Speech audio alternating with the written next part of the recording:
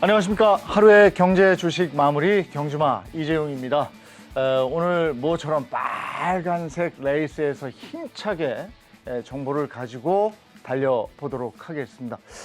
오늘 코스피 전 거래일보다 45.10포인트 1.54%가 오른 2,972.48에 마감을 했고요. 코스닥은 전장보다 21.41포인트 2.21%가 높은 991.33으로 상승 마감하면서 아주 기분 좋게 달려봤습니다.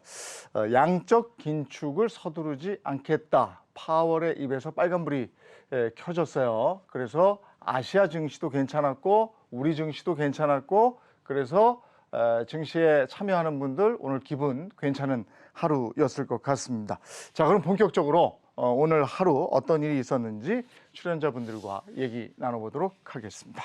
매주 월요일과 수요일 저희와 함께 경주마의 분위기를 이끌어주고 있는 방송인 허준 씨, 어서 오세요. 네, 안녕하세요. 반갑습니다. 허준입니다. 시청자 여러분들과 함께 벌고 함께 읽도록 하겠습니다. 오늘 빨간불 켜졌다고 하는데요. 네. 저처럼 그 와중에도 파란불을 가지고 있는 분들이 분명히 계실 건데 저는 파란불일 때도 버신 분들 축하드리고 네. 오늘처럼 빨간불일 네. 때도 오늘 떨어지신 분들 내일은 오를 겁니다라는 희망과 함께하고 싶습니다. 하긴 다 빨간불이면 뭐하냐고. 내게 빨간불이에요. 내게 아닙니다. 예, 네. 그렇죠. 베테랑 펀드 매니저에서 경제 유튜버로 변신한 분입니다. 86번가라는 이름으로 활동 중인 정광우 전 펀드 매니저입니다. 어서 오세요. 네, 안녕하십니까. 반갑습니다. 네, 반갑습니다. 오늘장 보신 소감은 어떻습니까? 네, 오늘 역시나 이제 네. 그 파월 의장 입에서 네. 좀 좋은 이야기가 나오다 보니까 네. 전체적으로 이게 훈풍이 우리나라까지도 부는구나 네. 그런 느낌 받았습니다.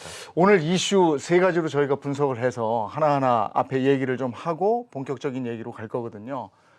먼저 지금 얘기가 나왔으니까 미 연준 의장의 양적 긴축에 대해서 한 발짝 물러서는 듯한 발언. 이게 이제 전 세계 증시를 빨간불 켜놓은 거잖아요. 네, 네. 예, 이 부분은 맞습니다. 어떻게 봐야 됩니까? 네, 사실 이게 이제 최근에 나왔었던 12월 달 그 연준 FOMC 회의로 그 이후부터 좀 너무 긴축의 속도를 내지 않을까에 대해 가지고서 이제 증시가 걱정을 많이 했었습니다. 네. 근데 거기에 대해 가지고서 어제 사실 이제 연임이 되는 그래서 그거를 이제 상원에 가서 청문회에 파월 의장이 참석을 한 것인데 거기에서 시장이 가장 이제 우려하고 있는 자산 긴축, 네. 이제 자산 축소에 대해 가지고서 올해 하반기 정도, 그러니까 영어로 이제 later this year라는 단어가 나오면서부터 네. 증시가 마이너스에서 플러스로 전환이 되었던 거거든요. 원래는 이제 증시 이제 관계자들은 3월에 금리 인상이 빨리 좀 오고 그 다음에 그 회의록에 나왔던 내용이 첫 번째 금리 인상 이후에부터 언제든지 긴축을 할 수가 있다, 네. 자산 축소를 할 수가 있다. 그러면 다음 회의가 4월, 6월이거든요. 네. 그러니까 상반기 중에도 혹시나 되는 것 아니냐라는 게 우려였는데 그게 이제 하반기로 밀렸다라고 네. 생각을 하니까 이건 비둘기다, 완화적이다. 그런 결론에 이제 좀 도달을 했던 것 같습니다. 근데 파월은 왜 이렇게 자꾸 겁줬다, 풀어줬다 막 이러는 겁니까? 이게 사실은 이제 그 증시가 네. 너무 험악하게 빠지는 것이 아마도 가장 이제 뭐랄까요, 이제 증시를 다루는 사람들 입장에서는 본인도 신경 쓰였군요. 예, 안 좋을 것 네. 같아요. 그러니까 제일 좋은 거는 마치 이제 채권처럼 네. 매년 뭐 5에서 10%씩 따박따박 올라가고 네. 변동성이 좀 줄어들고 그러면 얼마나 기분이 좋겠습니까? 근데 막 뭐 연간 매년 막 20% 올랐다 20% 빠졌다 네. 이래버리면 경제를 책임지는 수장으로서는 네. 상당히 이제 고심이 되겠죠. 이제 네. 그러니까 그런 변동성 자체에 대해 가지고서 좀 싫어하는 면이 있으니까 너무 내달린다 싶으면 좀 긴축적으로 이야기를 하고 예. 좀 이제 시장에서 우려를 한다 싶으면 또 당근을 좀 던져주고 예. 그런 식으로 운영을 하는 기본 스킴을 가지고 있다 이렇게 보시면 될 것 같습니다. 허준 씨는 이런 날 파란불이면 네네. 더 기분 안 좋잖아요. 제가 월요일 날 공개적으로 말씀드리지 않았습니까? 네. 저 건설주 들어갔다고요? 건설주 빠지더라고요. 바로 많이 그러더라고요. 빠졌습니다. 네. 근데 저는 이게 사실 이 파월 의장의 입을 바라보고 있는 네. 제비 새끼들 같은 느낌이 좀 있어요. 아니 뭐그 사람 입만 쳐다보고 있는 그런 기분이 들거든요. 전 세계가. 근데 사실은 확정적이잖아요. 네. 어차피 긴축은 할 거잖아요. 그렇죠. 근데 조삼모사처럼 지금은 안 할게. 근데 언젠간 분명히 하잖아요. 네. 그럼 그때는 다 떨어져요. 그러니까는 이제 저희가 코로나 직후부터 지금까지를 한번 생각을 해보시면은 이거는 답이 있다고 생각을 합니다. 그러니까 코로나 직후부터는 사실은 아무거나 사도 괜찮았었어요. 네. 그때는 뭐 유동성이 엄청나게 풀려져 나오고 네. 아무거나 사도 괜찮았다면 지금은 이제 그렇게 쉬운 때는 아니야라고 얘기를 해주는 거거든요. 말씀 제가 끊는 거 정말 제가 죄송한데 예. 아무거나 사도 괜찮다는 말 제가 네. 주의 부탁드리겠습니다. 알겠습니다. 죄송합니다. 아니 근데 2020년 3월 네. 이후 4월쯤에는 네네. 다 그렇지 않았어요? 5G라는 이 섹터가 있습니다. 예. 지금 뜨끔하셨죠? 아무거나 다 산다라는 말 조심하셔야 돼요. 그래요. 그랬군요. 맞아. 예. 예. 이어가서 하시죠. 예, 예. 소위 그래서 이제 유동성 장세가 그러니까 중앙은행이 돈을 화끈하게 이제 풀어줄 때 완화적일 때는 좋은데 예. 지금 같은 경우에는 어떻게 보면은 이제 이제 차근차근 경제에 악영향을 주지 않으면서 네. 좀 긴축으로 가겠다는 것이거든요. 예. 그렇게 되면은 아무래도 다 좋을 수는 없고 그 중에서 정말로 저희가 옥석을 잘 가려야지 예. 좀 괜찮은 수익을 올릴 수 있는. 그러니까 난이도가 낮았다가 상당히 올라가게 되니까 저희가 어쩔 수 없이 그래서 이제 그 난이도를 평가를 하려고 이제 연준의 의장의 입을 바라볼 수밖에 없는 것 같습니다. 그러면 당분간은 파월의 입을 바라봐야 한다. 예, 아무래도 뭐 그랬군요. 그러지 않을까 싶습니다. 자, 두 번째 이슈 가겠습니다. 금리 인상 바람과 함께 금융 대장주가 바뀌었어요. 네, 맞습니다. 금융주 어떻게 보십니까? 사실 이제 최근에 그 금융주, 그러니까는 금리 인상의 수혜다. 네. 거기에 더불어 가지고서 몇몇 이제 그 시클리컬 가치주들 이런 쪽으로 이제 로테이션 트레이드가 있어야 되는 거 아니냐라는 이야기들을 많이 하시는데 이제 특히나 이제 금융주 쪽에서는 그 같은 섹터 내에서도 네. 대장주하고 아니면 뭐 순위가 바뀐다든지 그런 좀 차별화가 있으니까는 이거는 도대체 왜 그런 걸까 그런 걸 좀 궁금해 하시는 것 같아요. 네. 일단 이제 나눠서 말씀드리면 은행주 같은 경우에는 뭐 사실 이제 최근에 한국에서 카카오뱅크가 상장한 이후에는 카뱅이 1등이었다가 예. 최근에 이제 KB가 다시 리딩뱅크가 예. 된 부분인데 다시 만회가 됐죠. 예. 그건 이렇게 말씀드릴 수 있을 것 같아요. 그러니까 전통적으로는 이제 금리가 높아져가는 그래서 순이자 마진을 높일 수 있는 구간에 은행이 좋은데 예. 근데 그동안에는 그렇지 못했던 거죠. 너무 저금리다 보니까. 그러니까는 이제 차별화 전략을 쓸 수 있는 곳이 굉장히 투자자들한테 각광을 받았다가 네. 이제는 본업만 해도 돈을 잘 벌 것 같다. 네. 그러니까는 이제 그러면은 아주 전통적인 본업에서의 최강자가 누구냐. 네. 그러니까 이제 차별화는 필요가 없다는 거죠. 전통만 해도 잘 되는데 그래서 이제는 순위가 바뀐 게 아닌가. 기본적으로 그렇게 보고 있고요. 그다음 증권 쪽에서도 지금 메리츠 증권이 네. 다른 곳들하고 차별화되게 상당히 퍼포먼스가 좋습니다. 네. 사실 기본적으로 우리나라의 증권사들은 금리가 올라가면 수익을 내기가 어렵습니다. 왜 그러냐 하면은 이제 CMA나 이런 부분들이 저희가 가입을 하게 되면은 채권 쪽을 어쩔 수 없이 보유를 많이 해야 되는 부분이 있습니다. 네. 근데 금리가 상승하면 채권 쪽에서 손실이 많이 발생을 하거든요. 그래서 잘하면은 방어를 어떻게 잘해내느냐 이게 이제 핵심 카드가 되는데 메리츠의 경우에는 이런 부분이 적습니다. 사실은 이제 어떻게 보면 이제 저희가 코로나 이후에 증권주 랠리를 펼칠 네. 때 상대적으로는 좀 덜 좋았었어요. 예.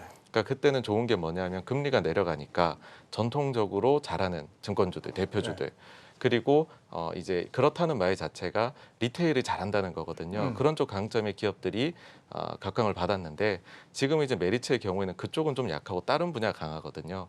그러다 보니까는 지금은 또 아까 은행과는 반대가 된 거죠. 네. 좀 특이한 전략을 쓰는 곳이 지금은 더 좋아지는.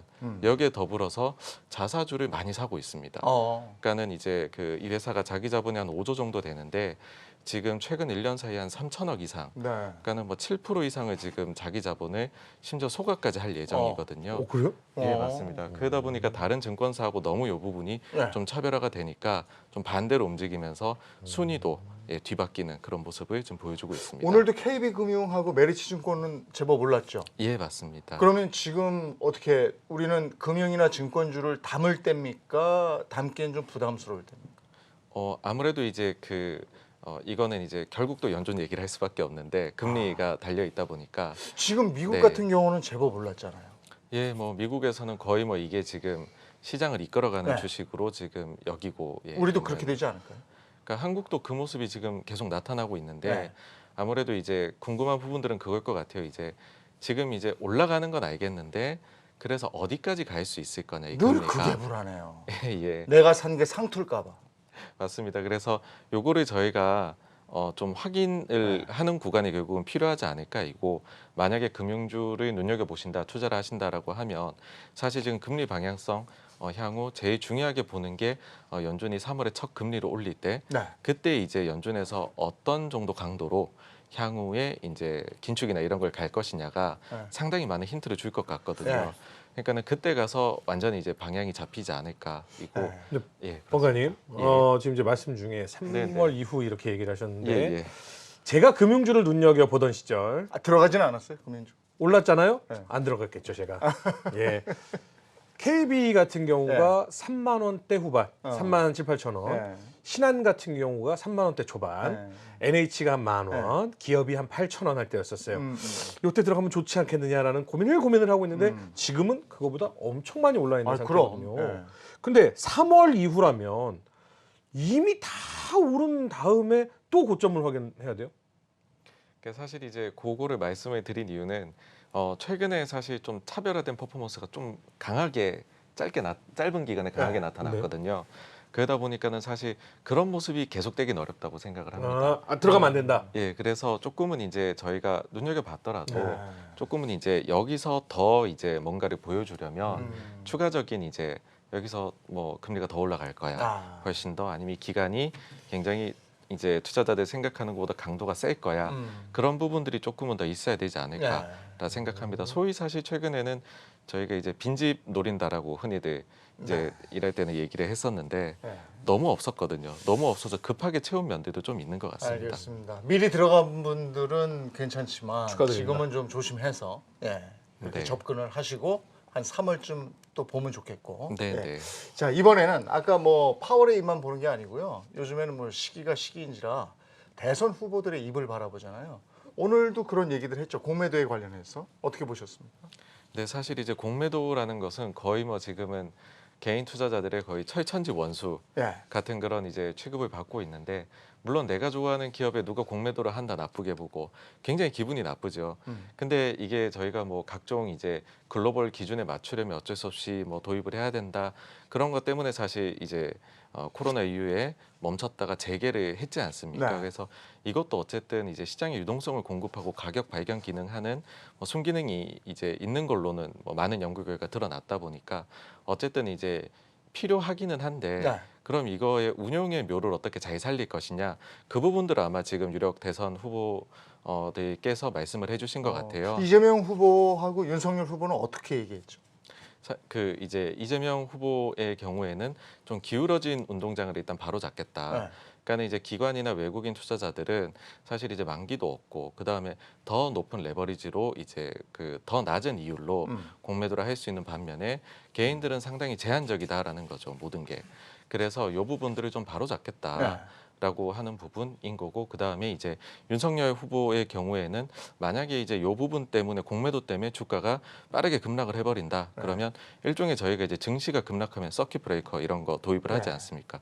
마찬가지로 일시적으로 좀 매매를 중단을 시키겠다 그런 제도에 대해서 이야기를 하신 걸로 보입니다. 네. 근데 지금 현재 공매도가요. 그러니까 지금 현재 우리 개미들은 화가 나는 게 그거거든요. 우리는 못하는 걸 쟤네는 한다.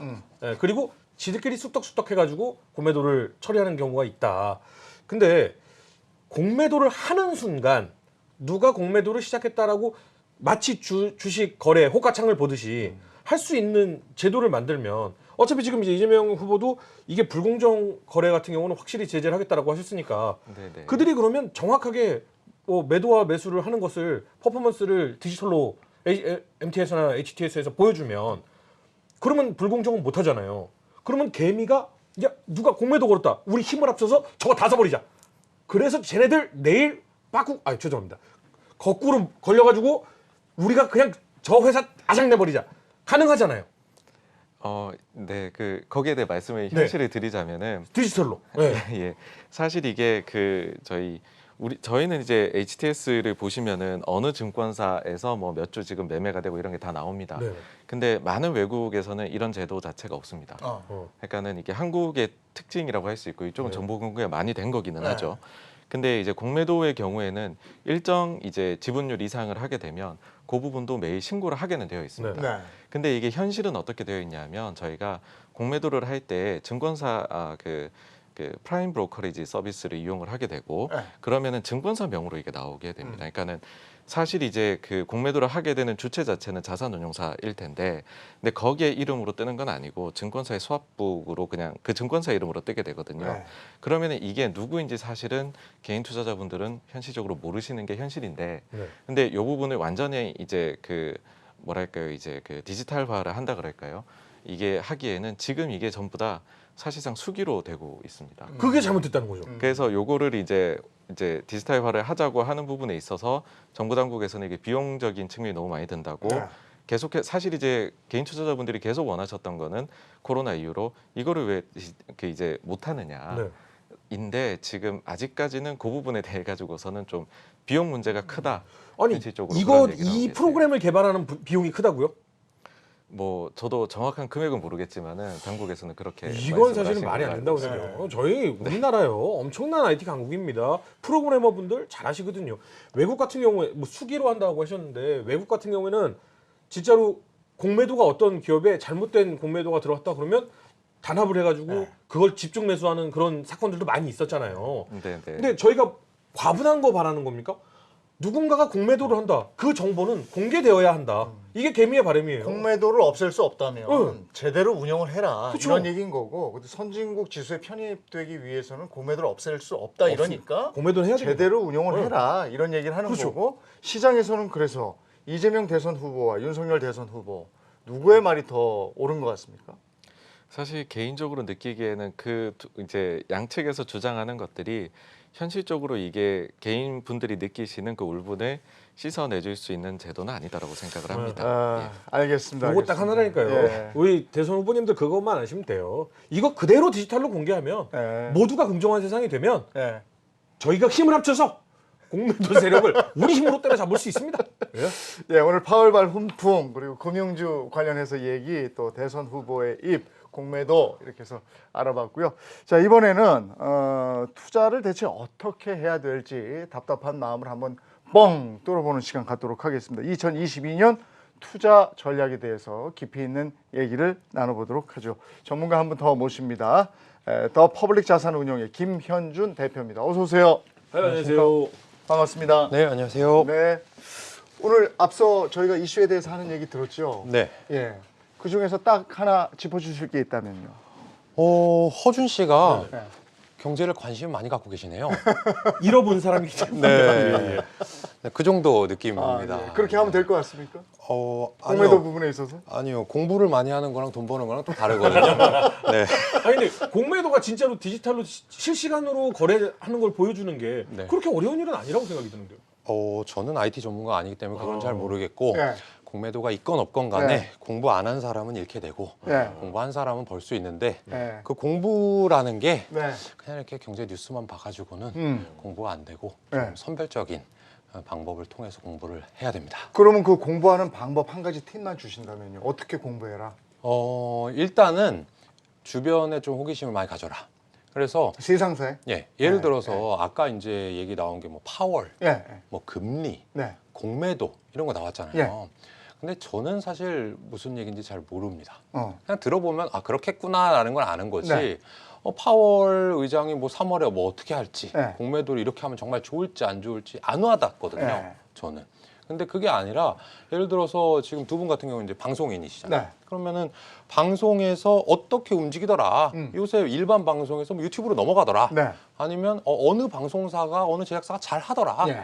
뭐 그런 거를 보면 이 기업들이 돈을 많이 벌겠구나 아니구나는 내가 스스로 알 수 있거든요. 예. 그거는 파월 의장이 3월에 금리를 올리건 안 올리건 네. 상관없어요. 어. 그러니까 먼저는 주변에 관심을 갖고 내가 잘 아는 게 뭘까? 네. 내가 공부를 한다고 해서 알 수 있는 분야와 네. 공부를 해도 모르는 분야를 분간하는 게 우선이고요. 어. 그 다음에는 이제 조금 시간이 지나서는 이제 재무제표 공부를 해야 되는데 그거 하면 이제 머리 지끈지끈 아프니까 제가 일단 그러니까 실생활부터 접근해보자. 네. 김현준 대표님의 얘기를 들으면서 저는 그렇습니다.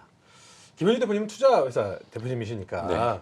아무래도 항상 머리를 그쪽으로 이제 쓰시게 되잖아요. 네. 근데 이제 대한민국의 지금 30, 40대, 뭐 20대부터 다 해서 우리 직장인들 눈코 뜰 새 없이 바빠요. 그렇죠. 정말 바쁩니다. 그리고 얼마 전에 정말로 안타까운 소식을 있었던 디자이너분의 이야기도 있었는데 밤새서 일하고 집에 들어가서 네. 아이들하고 잠깐 놀아주고 잠도 못 자고 이렇게 하다가 예, 정말 세월을 보내시는 분들이 네. 거의 대부분이란 말이죠. 예. 근데 저는 이 방송 시작하면서 제가 공개적으로 제가 우리 시청자분들한테 말씀드렸잖아요. 공부해라라는 방송은 절대 안 할 거다. 왜냐? 공부 못하니까 이 방송 보는 거예요. 저는 그래서 여러분들한테 공부를 안 해도 네. 그래도 이쪽만큼은 관심을 가져라 네. 라는 정도는 얘기해 드릴 수 있는데 오늘 그렇게 해주셔야 돼요. 네, 저는 그게 중요하다고 네. 생각합니다. 일단 공부를 할 시간이 없죠. 네. 생업에 바쁘고. 그리고 뭐부터 해야 될지도 모르겠고. 그렇죠. 네. 그러면 제 이름, 제 회사 이름만 알아도 아하. 저도 돈 벌어야 그래요? 되지 않겠습니까? 어. 바쁘시면 나 네. 공부를 무조건 해야 되는데 공부를 못 하겠다. 정. 네. 그럼 여기 나오는 거 보셨다가 네. 저도 나오고 여기 또 다른 분도 나오시고 네. 그런 분들 중에 이 사람이 그래도 내가 볼 때 관상상 괜찮은 것 같다. 네. 그럼 그 사람을 픽하는 게 네. 예를 들어서 방송가도 그런 거 아니겠어요? PD분, 작가분이 네. 이런 방송인을 데려다 앉혀놓으면 시청률이 잘 나오겠다라는 걸 하는 거잖아요. 그 사람이 방송하는 건 아니잖아요. 그러니까 여러분들도 마찬가지죠. 내가 꼭 주식을 해야 돼? 내가 꼭 주식을 샀다 팔았다 내가 해야 돼? 안 해도 되죠. 네. 아니야. 여기서 보고 이 사람이 좀 괜찮은 것 같아. 네. 이 사람은 좀 말만 잘하는 것 같아. 네. 그걸 평가하시고 나중에 간접 투자를 하시는 것도 저는 모든 사람이 주식을 할 필요는 없다. 그러니까 그 평가의 찌는 김현준이다. 아니요. 일단 이름을 하나 알았으니까 테이블에만 올려주시면 아니, 저는 그거 정말 잘하겠습니다. 중요해요. 정말 중요한데 요즘에 유튜브에서는요. 네. 아예 그 본인의 자산 운용사가 네. 지금 얼마의 수익을 전체적으로 거두고 있는지 네. 표로 만들어서 그냥 공개해버리는 회사도 많이 있더라고요. 아. 그럼 저는 사실은 욕심이 없어요. 네. 저는 1년에 7%가 제 수익률 목표예요. 아. 그러면 공개되는 자산만 제대로만 이 수익률만 공개해 주시면 픽하기 좋거든요. 그럼요. 자, 그럼 이 얘기부터 해요. 수익률 목표라는 게 저마다 있어요. 네. 어느 정도가 적절한지 난 이걸 모르겠어. 개마다 너무 이제 편차가 있겠지만 어떻게 지금 기준을 잡아야 될지. 이 허준 씨가 말씀하신 게 적당해요. 7%. 7% 아주 좋은 목표고요. 네. 근데 아까 들어보니까 7%가 목표가 아니신 것 같던데. 7%가 목표인데 이게 왜 문제가 되냐면요. 7%가 목표였는데 네. 자산이 7%가 깎이면 네. 목표가 14%가 돼야 그치. 되는 거예요. 올라가는 거지. 어. 예, 이건 욕심이 아니고 진짜 그렇게 돼요. 근데 이 기대 수익률을 낮춰라라는 네. 말에 저도 많이 하는 말인데 맹점이 하나 있어요. 네. 예를 들어서 7%가 목표입니다. 잘하셨어요 했잖아요. 네. 그러면 개인 투자자분들 중에 공부 안 하시는 분들 어떻게 하냐면 이 주식이 7%만 오르면 돼. 난 그럼 팔아야지. 네. 그러고 나중에 또 7%짜리 또 사야지. 네. 근데 주식은 그렇게 흐르는 게 아니고 네. 계단식 또는 뭐 잘라 먹고 그런 게 아니고요. 네. 장기간의 수익률을 기다려 봤더니 네. 이게 평균 내보니까 7%더라. 이렇게 얘기를 하는 거예요. 음. 예를 들어서 72의 법칙이라고 하는데 이 자산이 2배 되는데 걸리는 시간을 72의 법칙이라고 하거든요. 그러면 72를 7로 나눠봐요. 그럼 10년 정도 됩니다. 네.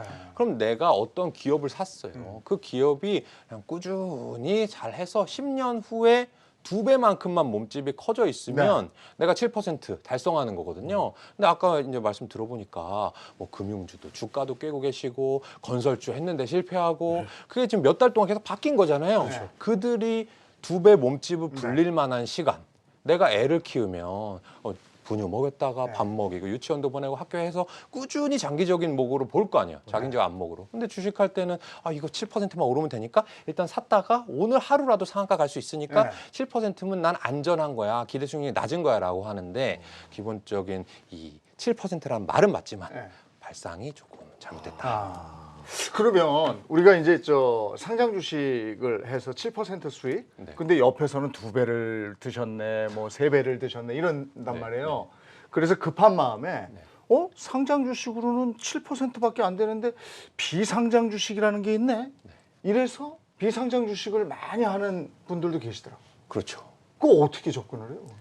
그러니까 이 높은 수익에는 반대 이면에는 높은 위험이 자리 잡고 있습니다. 그러니까 내가 7%를 목표로 정말 하면 안정적으로 따박따박 할 수 있을 것 같아요. 예를 들어서 저한테 돈을 맡기는 사람이 고객분들께서 10년에 2배만 해줘. 연 7%면 돼. 라고 하면 저는 마음이 너무 편할 것 같아요. 너무 쉬워. 내 생각에.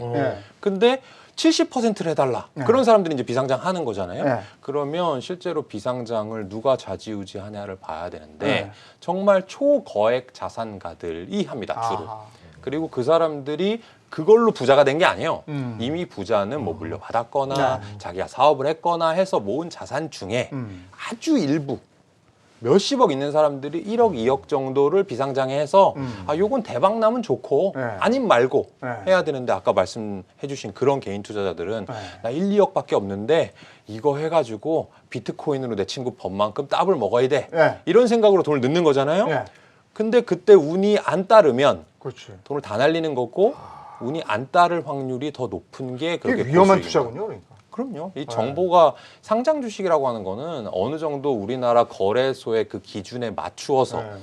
일반 투자자들이 매매를 해도 아주 큰 위험은 없겠다라는 기준을 넘어선 완숙한 기업들이 올라오는 것이고 비상장 기업들은 그거보다 훨씬 더 잘 될 가능성도 분명 있지만 아직 그 기준을 충족 못했기 때문에 어느샌가 없어질 수도 있거든요. 네.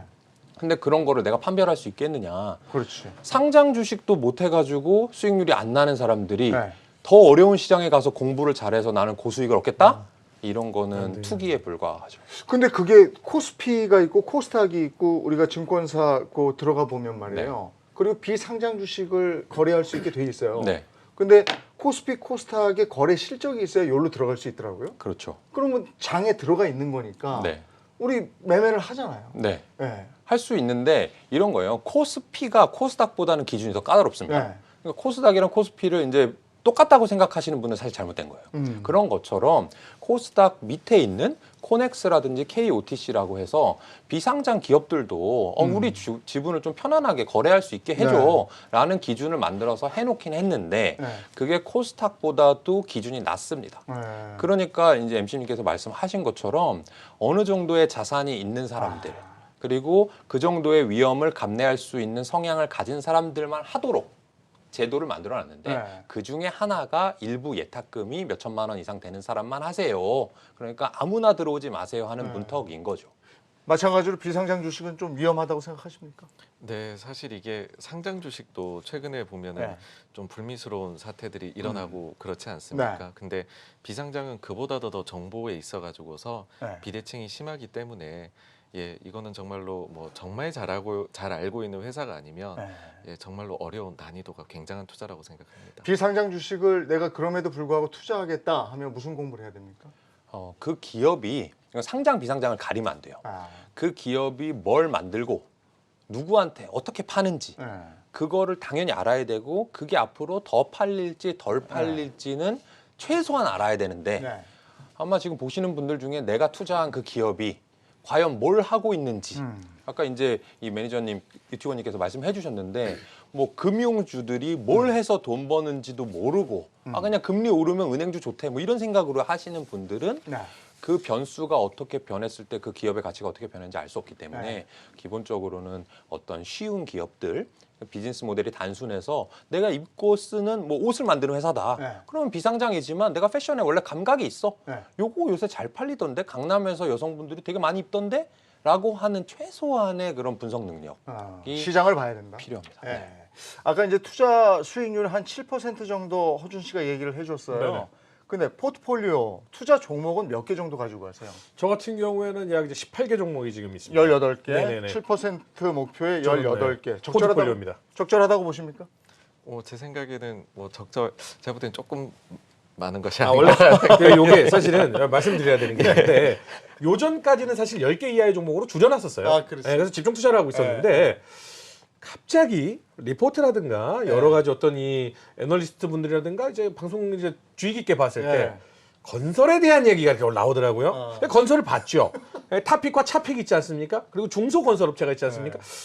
그래 그럼 포트폴리오로 타픽과 차픽 그리고 밑에 중소기업 이게 몇 가지를 한꺼번에 이제 나눠서 사다 보니까 종목이 늘어났지. 저는 좀 집중하는 편입니다. 근데 종목이 이게 늘어나게 되더라고요. 네, 계속 늘어요. 지금 18개 정도 되고 있습니다. 이게 많다고 그러셨는데 적절한 그러면 포트폴리오는 어떻게 됩니까?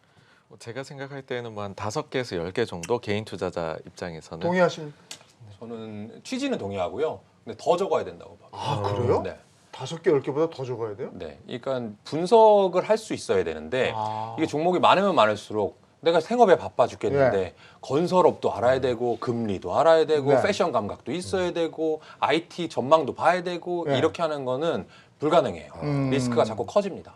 근데 이 허준 씨가 18개라고 해서 처음에는 역시 뭐 분산하시는구나 생각했는데 저는 괜찮다고 보는 게요. 건설 업종을 좋게 보신 거잖아요. 네네네. 그럼 18개라고 할 수가 없어요. 그 중에서 건설업을 다 모아서 네네네. 하나의 뭉텅이로 본다면 어허. 예를 들면 건설 업종을 8개 갖고 있다고 네네. 하면은 네. 총 10개라고 볼 수 있는 거죠. 그래서 한 업종에 대해서 베팅할 때는 말씀하신 것처럼 어허. 내가 건설업이 잘 될 것 같긴 한데 현대가 잘 될지 뭐 대우가 잘 될지 모르겠어. 네. 그거를 묶어서 뭉탱이로 사서 업종 자체에 돈을 넣어보겠다라고 하는 전략이 말씀하신 대로 포트폴리오 전략이고 그거는 좋은 방법입니다. 근데 그것도 본인이 개별 종목으로 가요? 그걸 묶어놓은 상품이 있잖아요. 묶어놓은 상품이 물론 있는데 네. ETF라든지 그런 네. 상품들도 있지만 뭐 그렇게 사시는 것도 나쁜 방법은 아닙니다. 그러면 이번에는 투자액으로 한번 가볼까요? 한 1억 미만 정도 하고 1억 이상의 구간에서 한 5억 정도? 네. 너무 많나? 아니 개인 투자자분들이 정말 무시 못하는 게 10억 그 대주주 요건에 때문에 팔아서 장이 흔들릴 정도로 움직이니까요. 하긴 그래요. 그러면 그렇게 하죠.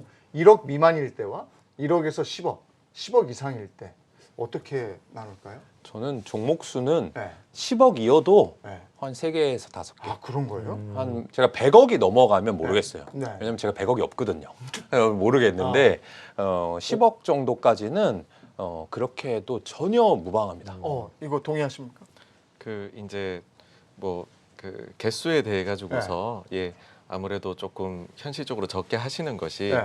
생업이 있으신 분들한테는 당연히 맞다고 생각을 하고요. 한 네. 가지만 더 말씀을 드리자면은 이제 한 10억 정도가 되면 현실적으로 나올 수 있는 문제가 이제 그냥 단순히 코스피 평균의 배당만 받아도 네. 아마 이게 이제 그 과세 이 구간을 네. 넘어가시게 될 위험이 있습니다. 그래서 그런 그때부터는 이제 세금 부분을 조금 생각을 더 하시면서 투자를 또 그러니까 올라가는 것은 아니더라고요. 역시. 그러니까 한 7% 정도의 투자 종목은 3에서 5 정도가 좋고 그 다음에 투자액은 내가 연간 소득의 몇 % 정도를 하면 좋을까요? 그것도 다 다른가요? 그러니까 매년 불입하는 거 같은 경우에는 저는 사실은 얼마를 하냐가 중요하기보다도 좀 장기적인 안목으로 본인 스타일에 결정해 놓는 게 중요하다고 생각해요. 근데 일반적으로는 어떻게 하시냐면 돈이 없을 때는 안 하다가 목돈이 갑자기 뭔가로 생겼어요. 그럼 또 확 집어넣었다가 그 다음에 별거 없으면 그냥 안 했다가 그렇게 되면 이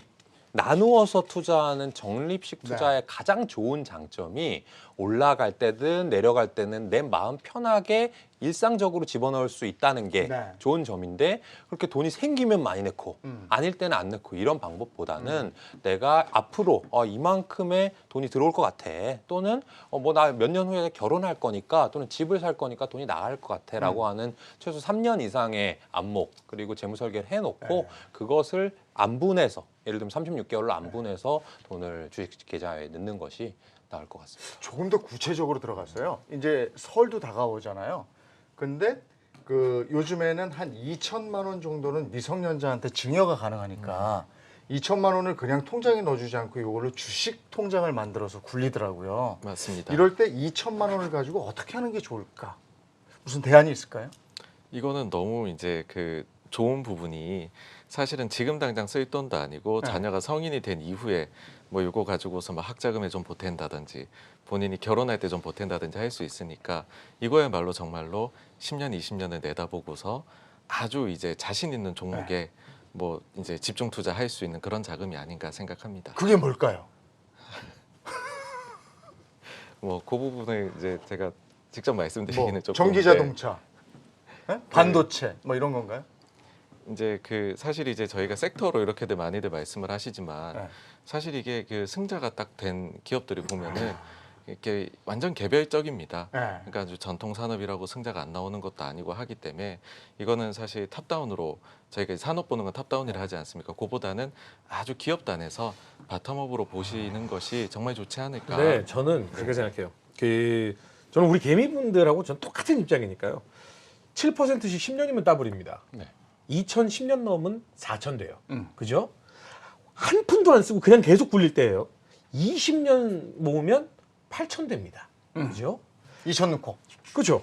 30년 넣으면 1억 6천 돼요. 아이에게. 근데 우리 애가 40살 됐을 때 1억 6천 증여 클까요? 저는 안 크다고 생각합니다. 그래서요, 우리 아이한테 줄 거는요, 위험률 90%짜리 들어가야 된다고 봐요. 아, 더 위험하게 들어가서 목표 수익률 90% 가야 된다고 봅니다. 저는 진짜로 만약에 자식한테 줄 거면 비상장 주식 아, 이건 또 역발상인데. 손해 보면 2천이에요. 아니, 이 애들이. 의견은 어떻게 생각하세요? 안 돼요, 안 돼요. 안 돼요, 안 돼요. 그거는 네. 안 물려주든 된답니다. 안 아이가 되든 몇 안 살입니까? 돼요. 저는 애가 없는데. 그러니까 저러는 거예요. 그러니까 저러는 거예요. 우리 애가 40이 됐을 때 적어도 그럼 뭘 물려줘야 되느냐라고 했을 때 저는 아빠 이 돈이면 내가 그래도 내가 좀 열심히 일해가지고 보태면 이런 것까지 가능하겠는데 야, 이 꿈을 얘기는 제가 키워줘야지. 지금 처음 들어봐서 이 의견은 어떻게 생각하십니까? 제가 이제 아기가 13개월이거든요. 상당히 공감 가는 아, 그래요? 개인적으로. 얘가 공감. 얘가 나이 오. 20 몇 살 돼가지고 미팅을 나갔어요. 예. 미팅을 나갔는데 우리 아버지가 90%짜리 굴려가지고 내가 한 5억 있어. 야 내가 지금 당장 너랑 결혼해서 야 전세는 구해. 이렇게 얘기를 할 수가 있는데 아니, 저는 안정적으로 10년, 20년을 봐라 이렇게 생각을 했는데 이런 것도 괜찮아. 애들은 크게 가야 됩니다. 예. 알았어요.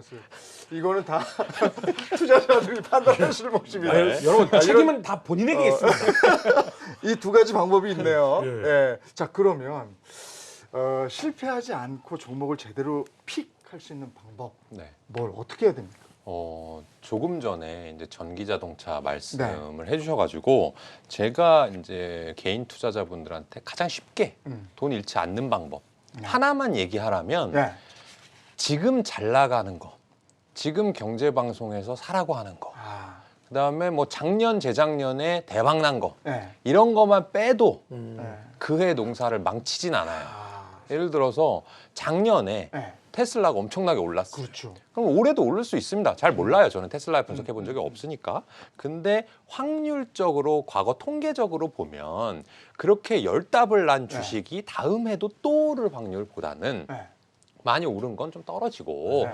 좀 이렇게 소외받았던 건 잘 되는 경우가 있거든요. 네. 그러니까 지금 뭔가 막 얘기 나오는 것들 있잖아요. 네. 예를 들어 뭐 NFT, 네. 메타버스, 전기차 네. 이런 것들은 그냥 재미로 공부하시고 아. 앞으로 이런 제품군들 서비스군들은 꼭 쓰여야 돼. 네. 메타버스를 아무리 하더라도 사람들이 먹곤 살아야 되고 옷은 네. 입어야 돼. 뭐 핸드폰은 쓸 거야. 네. 이런 것 중에서 작년에 음. 잘 안 됐던 것 음. 중에서만 골라도 필수제. 네, 네. 별로 틀릴 위험이 없습니다. 야, 뭐가 있을까? 필수제. 건설을요. 그렇죠. 집을 건설 져야 같은 경우는 되니까. 필수죠. 잘 안 됐고 그리고 아니, 사실 또 작년에 맞아요. 잘 안 됐어요. 또 그런 그런 거 겁니다. 늘린다니까. 맞아요. 예. 50만 원. 예. 양 후보가 다 50만 원이에요. 자, 어떻게 픽해야 됩니까? 그러니까는 뭐 딱 하나입니다. 이제 본인이 잘 아는 기업을 결국은 공부해서 이제 하시는 것밖에 없다고 생각을 하거든요. 그러면 네. 다른 질문. 기업의 가치를 알아야 되잖아요. 기업의 가치를 보는 눈은 어떻게 그려요? 사실 이게 전문적인 영역이 있습니다. 뭐 네. 밸류에이션 방법이라는 것 자체가 뭐 저희가 재무 관리나 회계 수업을 모든 개인 투자하시는 분들이 아실 수는 없거든요. 네. 근데 이제 회사가 궁극적으로 뭘로 먹고 사느냐 그 비즈니스 모델을 파악을 하시는 거는 개인분들이 그런 전문적인 재무적인 게 없어도 네. 아실 수가 있는 부분이고 그러니까 제가 말씀드리는 부분은 그런 거를 아시는 잘 아시는 어떻게 이 회사가 돈 번다 어떤 거 하면 더 잘 벌 수 있다 그거를 잘 아는 기업에 이제 투자하시라는 거고요. 사실 이제 그거가 어디까지 이제 이어지는 부분이냐 하면 제 예전 이제 직장 다닐 때 사례를 한번 말씀을 드리자면 이제 잘 아는 기업을 사게 되면 많이 빠져도 그렇게 불안하지가 않더라고요. 그러니까 엄청나게 빠지더라도 이 회사는 문제가 없는데 그냥 시장이 빠져서 빠진 거야 그런 생각을 하거든요. 그러니까 그때가 언제였냐면 이제 금융위기 직후에 이제 유진테크라는 기업을 저희가 다녔던 회사에서 신고해서 보유를 하고 있었는데 네. 그게 4,000원이 400원이 됐었거든요. 오. 근데 이제 매도를 안 하고 가지고 있었고 야, 뭐 쉽지 지금은 않은데. 보시면은 이게 이제 5만 원 이렇게 되는 거죠. 어. 그리고 이제 반대의 사례도 있습니다. 그러니까는 남한테 들어서나 아니면 그냥 좀 좋아 보인다 그래서 사게 되면 네. 조금 오르면 팔고 싶어요. 네. 예, 수익이 낮잖아요. 네. 그래서 내가 정말로 다이아몬드 같은 기업을 골랐는데 이게 10배가 오를 종목인데 그 가치를 몰라보고 적당한 수익에서 팔게 되거든요. 네. 그래서 잘 알면 이제 소위 저희가 하는 말로 끝까지 먹는다라고 하거든요. 어. 그것도 또 가능하신 부분이 있어서 무조건 저는 뭐 잘 아시는 쪽으로 네. 하여튼 예. 제가 두 분께 그러면 좀 좁혀서 말씀을 드리면 저는 이제 공부할 시간이 없으니까 운전하고 다니면서 경제 방송 엄청 이것저것 많이 네. 이제 주워 듣는 편입니다. 네, 네. 근데 정말 그런 접근법이 저는 정말 좋다고는 생각을 해요. 그러니까 사실은 제가 공부를 시작하고 이 뉴스를 듣기 시작하면서 많이 했던 실수가 딱 그거거든요. 2차 전지 들어갔죠. 5G 들어갔죠. 뭐 정말 들어갈 거 다 들어갔고 지금 다 그게 뭐 10%습니다. 한 자릿수 마이너스가 없어요. 다 주변에서 얘기하니까. 근데 이제 그것에 대해서 설명하시는 분들이 나오면서 올해 가장 많이 얘기를 하는 것들이 보면 뭐 이제 건설 이건 뭐 제가 해서가 아닙니다. 건설, 뭐 조선화학, 철강 그리고 식료품, 시멘트. 예, 요 얘기 많이 나오거든요. 시멘트 아닙니다. 시멘트는 요즘 너무 좋다고 자꾸 얘기를 해요. 아주 그런 거 조심해야 됩니다. 아니 건설을 하려면 시멘트가 있어야 될 거 아니에요. 너무 많이 올랐어요. 시멘트 가격이 너무 많이 올랐어요. 그래서 시멘트 회사는 이미 너무 좋다라고 사람들이 얘기를 하고 있어요. 근데 이거 한번 물어보죠. 요 지금 요 정도 지금 제가 이 포트를 얘기 드렸잖아요. 네네. 어느 쪽이 그러면 제일 그래도 지금 이제 뭐 조선, 네. 건설, 철강, 화학 뭐 이 정도 뭐 시멘트, 식료품, 네. 식료품. 시멘트는 뺐으면 되잖아. 네, 식료품 이렇게 말씀하셨거든요. 그러니까 제가 조금 전에 네. 하나의 팀만 드린다면 네. 작년에 잘 나갔던 것 좀 빼고 해보자 우리 네. 말씀드려서 그런 네. 걸 읊어주신 것 같아요. 네. 네. 그럼 한 단계 더 나아가 보죠. 네. 우리가 한 10분, 20분 방송했으니까 좀 더 공부를 해본다면 여기서는 브랜드 가치가 있는 회사. 아, 원재료 가격이 오르더라도 네. 내가 제품 가격을 다시 인상해서 어쩌라고 나는 수익성 괜찮아 네. 할 수 있는 그러려면 뭐를 판단하면 되냐면 같은 제품을 두 개 갖다 놓고 예. 이거를 소비자가 분간할 수 있고 음. 또는 이 제품에 더 높은 가격을 지불할 수 있어야 됩니다. 한번 보죠. 철강 네. 여기 포스코 제품이랑 현대제철 제품 제가 갖다 놨어요 MC님한테. 똑같습니다. 네. 둘 중에 뭐 선택하실 거예요? 그게 뭐 하지? 요즘에 현대 와르르도 있으니까 포스코 실제로는 아무 차이가 없죠. 네. 이게 차별점이 없다는 겁니다. 네. 그죠. 그러면 화학도 보죠. 네. 제가 여기다가 플라스틱 제품 알갱이를 갖다 네. 놨어요. 네. 똑같아요. 네. 근데 하나는 1,000원이래. 네. 하나는 500원이래. 무조건 500원짜리 사죠. 그럼 무조건 500원짜리 네. 하죠. 네. 그러니까 싼 게 좋다는 거는 차별화가 안 된다는 아하. 거예요. 아하. 빼고 두 개 그런데 빼고. 그럼 식료품을 예를 들어보죠. 네. 내가 코카콜라. 네. 제가 이제 한국 사람이니까 일부러 외국 거 얘기하는 네, 겁니다. 네. 책 안 잡히려고. 네, 네. 그리고 워런 버핏 할아버지 갖고 있으니까 코카콜라하고 없어진 걸로 해보죠. 뭐 815 콜라, 콤비 콜라가 있어요. 네, 우리나라. 파리로 먹죠 그럼 저는. 방송 많이 들어오겠습니다.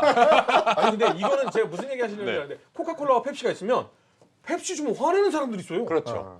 내가 코카콜라만 먹어. 네. 나는 코카콜라 브랜드에 충성하니까 네. 똑같은 맛이라 하더라도 코카콜라에 100원, 200원 더 낼 거야 라고 네. 하잖아요. 네.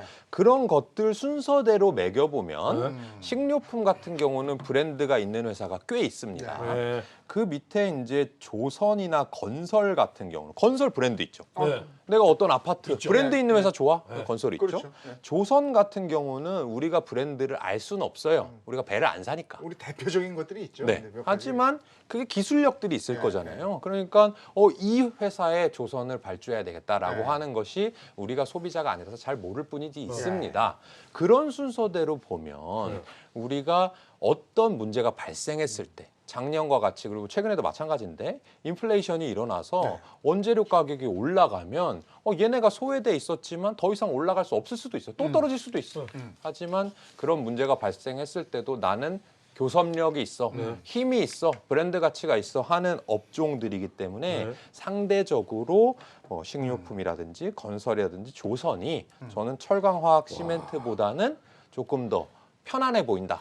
네. 여기서 하나를 더 빼면 돼요. 네. 오늘 이슈가 하나 있었거든요. 뭐. 결국 찾아내시려고 하시는군요. 현대중공업이 합병을 거부당했잖아요. 아, 저 유럽에서요? 조선 빼야죠. 그러면 이제 어제 얘기 건설과 나왔는데. 식품만 나왔는데 그러면 식품은 딱 나왔네. 방송에서 얘기하면 방송법에 걸려요? 안 걸리죠. 뭐예요? 식품은 농심칠성. 어? 그거만 농심칠성. 있나? 또 많지. 아유 형 죄송합니다. 형, 잘 생각해 보세요. 물론 사람마다 달라요. 네. 물론 사람마다 다르고 브랜드 선호가 달라요. 그런데 그냥 라면 하면 못 떠올라요. 신라면 떠오르잖아요. 네. 그러니까 당연히 농심. 우리나라에서 음료수 하면 못 떠올라요. 그러니까 이거는 기업의 가치라기보다는 실생활에서 아이템을 찾는 거예요. 근데 만약에 이 두 가지 이제 그 종목 중에 네. 이제 가격을 봐야죠. 차트를 봐서 네. 작년에 얘네가 죽어 있었다. 네. 그러면 이게 딱 픽이죠. 예. 이야, 김현준 대표님 그러니까 말대로 기업의 가치와 함께 내일 산다는. 실생활에서 네. 내가 즐겨 찾는 것, 네. 내 주변 사람들이 즐겨 찾는 것, 네. 그 회사가 어디인가 그걸 찾는 건 거죠. 야, 그렇죠. 지금 생방송으로 저는 채팅 보고 있거든요. 네. 밥 회사, 즉석밥 회사, 음. 비비고 이거 세 종목 내일 봐야겠다. 근데 저분이요 엊그제 저랬다가 건설주 떨어졌어요. 사자마자 다음날 뚝 떨어지더라고요. 자, 기업의 가치와 시장을 읽는 얘기를 했고, 그 다음에 지금 무엇보다도 궁금해하시는 게 그걸 거예요. 손절과 익절 그리고 재투자. 이걸 어떻게 해야 되느냐? 어떤 팁이 있을까요? 이거는 사실 이제 개인별로 선호별로 네. 아까 전에 이제 기대 수익률이 얼마냐 이게 있듯이 내가 과연 그 아픔을 얼마까지 견딜 수 있는 사람이냐 뭐 이런 네. 부분이나 복합적으로 있습니다. 네. 그래서 이제 전체적으로 딱딱 답이 있는 문제는 아닌데 한 가지 좀 제 개인적으로 좋았었던 팁을 네. 드리자면 일단은 이제 이익을 어디까지 보일 수 있느냐에서는 꼭 한 번은 개인 투자자분들께서 내가 2배를 수익을 기록하는 주식을 하나는 발굴을 하셨으면 그 경험을 하셨으면입니다. 왜냐하면 2배가 되기까지 순탄했겠습니까? 뭐 올랐다 내렸다 그걸 못 기다려요. 어마어마한 일이 네, 있었겠죠. 네. 근데 그렇게 되고 나면 내가 회사하고 어떻게 이제 동반자적으로 좀 있으면서 수익을 극대화할 수 있구나라는 경험이 한 번은 쌓이실 것 같고요. 그 다음에 이제는 그 아주 골칫거리들인 게 이제 손실이 난 것들이죠. 네. 그 손실이 난 거 정말 어떻게 보면 꼴도 보기 싫거든요. 네. 그럴 때는 저는 이제 제가 그 실제 할 때도 하는 생각인데 오늘부터 1일이라는 법칙을 적용을 하거든요. 어. 내가 오늘 당장 현금이 100%이고 네. 오늘 당장 주식을 내가 원하는 포트폴리오로 짤 때도 지금 내가 가진 대로 짤 것인가. 네. 만약 그렇지 않다면 그거는 파는 게 맞거든요. 네. 거기엔 그냥 미련이 남아있을 뿐입니다. 그래서 그 정도는 좀 네. 팁으로 삼으시면 좋지 않을까 근데 합니다. 또 저한테 그거 사란 분 얘기는 묵은지도 아니고 계속 가져가라 그래요. 그럴 때 어떻게 해야 돼요? 익절과 손절. 그 얘기 좀 해주세요. 저는 기본적으로 내가 틀렸다. 라는 생각을 가지는 게 좋다고 봐요. 왜냐하면 여러분들 생업에 바쁘잖아요. 그러면 전문가보다 공부를 덜 할 수밖에 없잖아요. 그렇죠. 그러면 주가가 떨어져. 네. 예를 들면 내가 갖고 있는데. 음. 그러면 뭔가 전문가들, 돈이 많은 사람들이 안 좋게 생각하는 거죠. 올라가면 좋게 생각하는 거예요. 네. 근데 거꾸로 행동을 하는 거예요. 사람들. 떨어지면 막 주구장창 가지고 있어요. 네. 나는 플러스 될 때까지는 절대 안 팔아. 그러니까. 그리고 조금만 빨간불 되면 바로 팔아버려요.